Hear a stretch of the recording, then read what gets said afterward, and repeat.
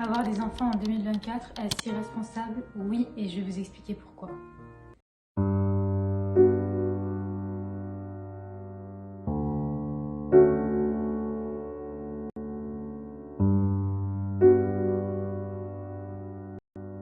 La première raison est qu'on vit dans un monde qui est malade, et encore plus aujourd'hui, plus qu'à l'époque.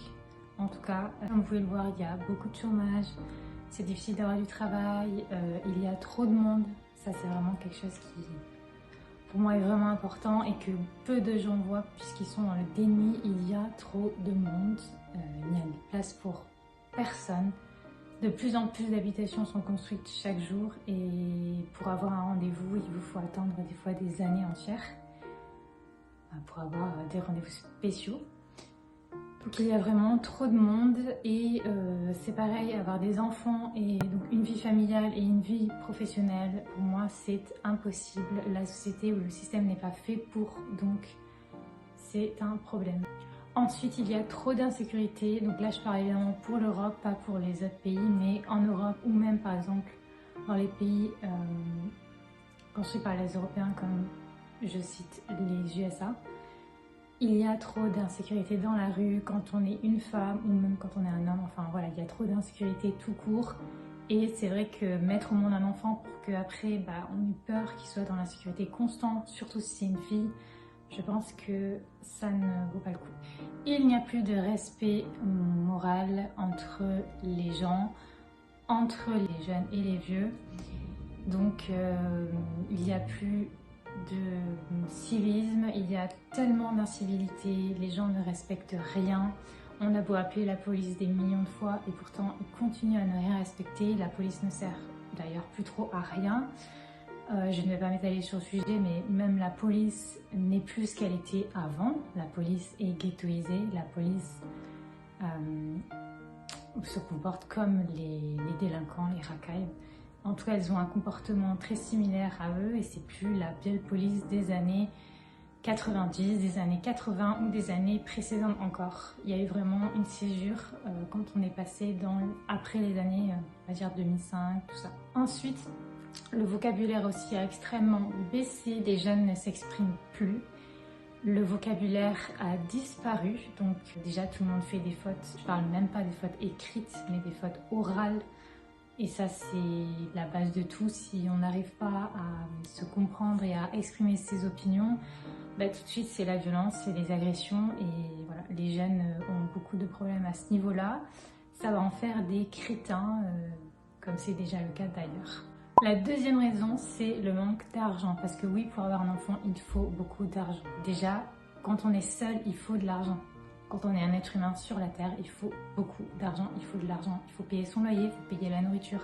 Donc avoir en plus à charge un enfant, autant vous dire qu'il faut beaucoup d'argent et plus vous en aurez, plus ça sera facile de s'occuper de l'enfant. Voilà, le but n'étant pas de le faire garder par quelqu'un, mais justement quand on a cet argent, on peut du coup s'en occuper et pas devoir aller gagner l'argent et le donner à une personne que vous ne connaissez même pas et auquel il peut arriver des choses à votre enfant et voilà, après vous pouvez vous en faire, il peut y arriver des choses graves, enfin, il y a plein d'histoires comme ça.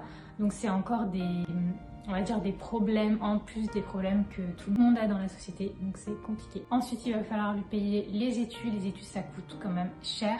Alors pas forcément pour l'université en France, que nous on est chanceux, mais les études dans les écoles privées, c'est quelque chose qui coûte très cher et si l'enfant veut réaliser ses rêves, c'est normal de l'aider et de lui permettre.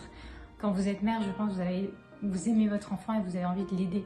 Donc vous n'allez pas lui dire, bon fais comme tu peux et puis voilà. Donc non, on va essayer de mettre de l'argent de côté déjà pour qu'il en ait lui et pour qu'il soit pas en galère, pour qu'il ne finisse pas à la rue, pour que si, je sais pas, il crée quelque chose que ça ne marche pas, qu'on puisse l'aider.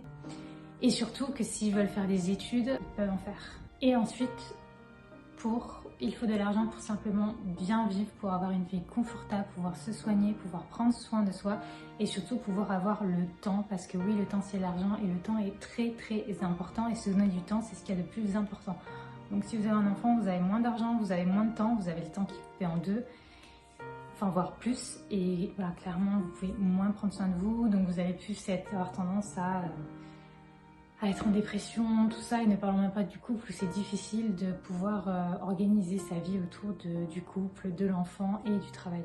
Ensuite, la troisième raison, et qui est pour moi, d'avoir l'instinct maternel. C'est-à-dire que si vraiment on veut mettre des enfants au monde, il faut pour moi avoir l'instinct maternel, il faut depuis toujours avoir vraiment une grande envie d'avoir des enfants et d'élever des enfants, mais il faut savoir ce que ça veut dire élever des enfants.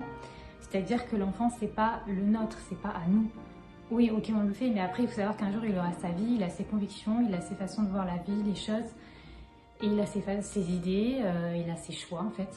Donc, au début, c'est neutre, c'est clair, mais ensuite, il faut qu'il parte et faire sa vie, il faut qu'il fasse sa vie. Donc, c'est assez difficile aussi, des fois, d'accepter ça, de se dire qu'un jour, bah, voilà, il va faire ses choix, et des fois, ça peut être des choix très différents des parents, que les parents ne comprennent pas, ça c'est arrivé à tout le monde.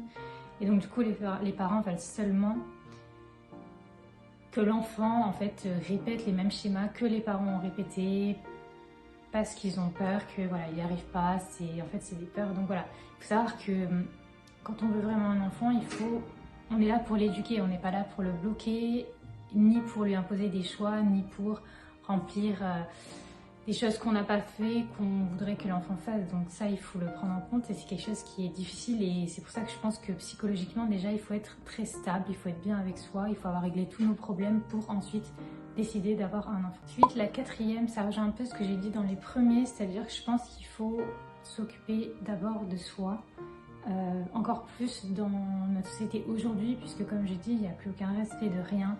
C'est vraiment encore plus, les gens sont encore plus égoïstes, donc je pense que c'est important de se protéger de tous ces gens qui peuvent nous voler l'énergie, peuvent être toxiques. Et justement, il faut prendre soin de sa santé mentale, de soi, mais mentalement, physiquement. C'est très important, et quand on a un enfant, c'est très peu possible. Donc cette vidéo est finie. Dites-moi ce que vous en pensez dans les commentaires. Est-ce que vous êtes d'accord avec ce que j'ai dit, ou est-ce que vous pensez que j'ai tort? En tout cas, ce sont seulement mes pensées, ce que je pense. Et j'ai aussi fait une petite vidéo sur TikTok pour ceux qui sont intéressés sur le sujet. Tchuss!